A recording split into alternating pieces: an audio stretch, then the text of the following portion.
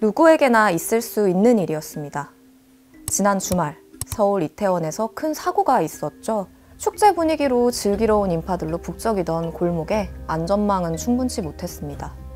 이태원역 한쪽에는 추모객들이 놓고 간 국화꽃이 지금도 수북히 쌓이고 있는데요. 지금 이 시점에서 우리가 바라봐야 할 곳은 어디일까요?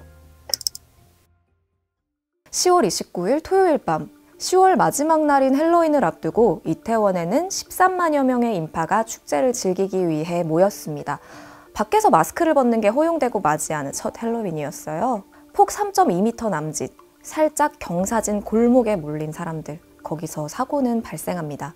전문가들의 이야기를 종합해보면요. 가로, 세로 단위 면적 1제곱미터당 사람 수 최대 3명 정도가 적정치라고 해요. 우리가 흔히 스탠딩 콘서트 갔을 때의 밀집도가 5명 정도, 1제곱미터당 5명 정도인데 이태원에서는 1제곱미터당 10명 안팎의 사람들이 몰렸다고 합니다. 11월 1일 기준 155명이 사망했고요. 152명이 부상을 입었습니다. 왜 이런 사고가 발생한 걸까요? 현재 수사기관에서 수사 중인 상황이라 구체적인 사고 원인과 책임 소재는 차차 규명이 되겠죠. 다만 현재까지 많은 전문가와 현장에 있던 사람들의 이야기를 종합해보면요. 큰 사고에 대해 책임 소재가 불명확할 때 나라나 공공부문의 역할과 책임은 어디까지인지 생각해보게 됩니다. 현재 가장 많이 나오고 있는 지적은요. 사고 당일 인력 투입 문제예요. 경찰도 지자체도 많은 사람이 몰릴 거라는 건 예상하고 있었어요. 용산경찰서가 사고 이틀 전에 배포한 보도자료에는 이렇게 적혀 있어요.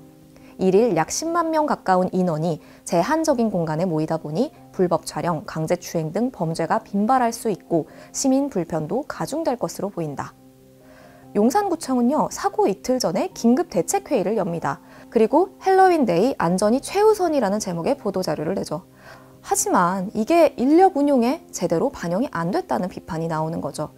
경찰은요, 당일에 137명의 인력을 투입했어요. 하지만 범죄 예방에 우선순위를 둡니다. 질서 유지에 투입된 지역경찰은 이 중 32명에 불과했는데요. 지난해와 2020년에는 질서 유지를 위한 기동대 인력도 별도 배치가 됐어요. 물론 방역 예방이 주된 이유긴 했지만 올해는 한 개 부대도 배치되지가 않았습니다. 용산구청이 현장 관리에 투입한 인원도 30여 명 선에 그쳤고요. 물론 현재로서는 이 대처가 사고를 불렀다고 단정적으로 말할 수는 없습니다. 다만 이들이 공통으로 하고 있는 이야기를 볼 필요가 있어요. 주최자가 없는 행사라 안전대책을 마련할 책임이 우리에게 없었다. 재난안전법 시행령을 보면요. 참가자가 1000명 이상인 지역 행사가 열려요. 그러면 그 주최자가 미리 지방자치단체의 안전관리를 위한 예산에 얼마를 투입할 거고 참가자들에게 안전 매뉴얼을 이렇게 알리겠다 이런 내용이 담긴 안전계획서를 지자체에 제출해야 됩니다. 문제는 이태원 헬로윈 축제가 주최자 없이 시민과 주변 상인이 자발적으로 참여하는 행사라 이 법 테두리를 벗어난다는 거예요. 용산구는 우리 책임이 아니었다고 말하고 있고 경찰도 주최 측 없는 행사에 관한 대비 매뉴얼은 경찰에 없다고 말하고 있고 서울시도 자치구 2개 이상이 걸쳐있는 행사는 서울시 관여인데 헬로윈 행사는 아니었고 용산구로부터 협조 요청도 받지 못했다는 입장이에요. 서로 우린 책임 없어요 하고 있는 거죠. 이번 사고가 법의 사각지대에 있었음을 잘 보여줍니다. 하지만 책임이 없다고 말하는 건 적절하지 않다라는 전문가들의 지적도 있어요. 경찰 직무집행법을 보면요. 국민의 생명과 신체에 위해 우려가 있을 경우 경찰은 경고와 피난 등의 조치를 취할 수 있다고 돼 있고요. 재난안전법상 안전관리에 대한 최종 책임은 국가의 책무라고 돼 있어요. 이런 상황에서 경찰과 소방인력을 미리 배치한다고 해결할 수 있는 사고가 아니었다라고 말하는 이상민 행안부 장관. 우리 역할은 다 했다. 헬로윈은 하나의 현상이라고 봐야 한다라고 말하는 박기영 용산구청장 등의 발언은 더 논란이 됐습니다. 현재 경찰은 470여 명을 투입해서 수사본부를 구성하고 사고 원인 규명에 집중하고 있어요. 월요일에는 국가수와 현장에서 합동감식을 진행했고 이번 사고는 또 SNS에 정말 많은 영상이 올라왔잖아요. 이 영상들도 모두 정밀 분석하고 있습니다. 온라인상에서 정말 많은 의혹과 현장 목격담이 올라오고 있는 만큼 목격자 조사도 철저하게 하겠다는 입장이고요. 다들 지난 주말 그리고 오늘까지도 마음이 무거웠을 거라는 생각이 듭니다. 한국 트라우마 스트레스 학회가 낸 성명에는 이런 문구가 들어가 있더라고요. 개인도 집단도 감당할 수 없는 참변은 여러분의 잘못이 아닙니다. 그렇다면 남은 우리들은 어떻게 지금 이 시간을 애도의 시간으로 보내야 할까요? 전문가에게 한번 여쭤보죠. 안주연 마인드맨션 원장님입니다. 결국 이 트라우마에 대한 치유나 또 우리가 다룰 때 제일 중요한 개념이 안전이에요. 이거는 신체의 안전도 있지만 정서적인 안전도 있거든요. 처음에는 일단 우리가 이렇게 연결되고 안전하게 일단 회복할 수 있게 하는 게 제일 중요하고요. 그렇게 조금 어느 정도 회복이 되고 나면 내 삶의 이야기, 우리 사회의 이야기랑 통합시키는 게 되게 중요할 것 같아요.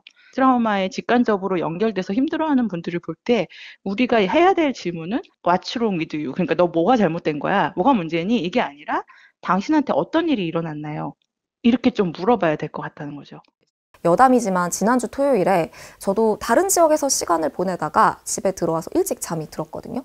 근데 일어나 보니까 주변에서 뭐 지금 어디야? 너 집에 들어간 거 맞아? 이렇게 걱정하는 연락이 엄청 많이 와 있더라고요. 심지어 제 인스타 스토리에 사진을 막 올리기도 했었는데 그걸 본 또 듣동러분들도 연락을 많이 주셨었어요. 이렇게 서로의 안부를 묻고 걱정하는 마음들, 그 연결감이 지금 현재 힘든 우리를 또 치유하지 않을까 이런 생각도 들었습니다. 이번에 경찰이 온라인에 무분별하게 올라온 고인 모독성 게시글에 대해서도 조사하겠다고 합니다.